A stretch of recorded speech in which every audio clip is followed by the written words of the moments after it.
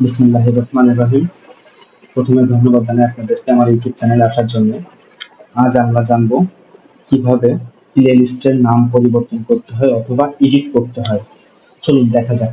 প্রথমে আপনারা আপনাদের মেইন ইউটিউব চ্যানেলের ড্যাশবোর্ডে চলে আসবেন। তারপর ড্যাশবোর্ড থেকে কন্টেন্টে আসবেন। কন্টেন্টে আসার পরে এমন একটা স্ক্রিন দেখতে পাবেন যেখানে video, shorts, live, post, play list.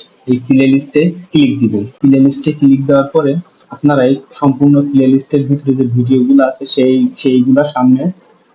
সেইগুলা সামনে শো করবে এবং এখানে যে পেন্সিল আইকন অর্থাৎ যে ডিটেলস গুলো লেখা আছে পেন্সিল আইকনে একটা ক্লিক দিবেন। পেন্সিল আইকনে ক্লিক দেওয়ার পরে এই জায়গা থেকে আপনি আপনার রিনেম করতে পারবেন আপনার প্লে লিস্টের। এখানে আপনি যেই নামটা দিবেন, দেওয়ার পরে এখানে পাবলিশটা আসবে। পাবলিশ আসার পরে আপনি যদি এটা পাবলিশ করেন, এটা ইউটিউবে আজীবনের মতো পাবলিশ হয়ে যাবে এবং পরবর্তীতে আপনি যখন আবার চাইবেন যে এই নামটা পরিবর্তন করে অন্য যে কোনো একটা নাম আবার দিবেন, তখন আবার সেম ভাবে এটা পাবলিশ করবেন। তাহলে এটা সবসময় থেকে যাবে।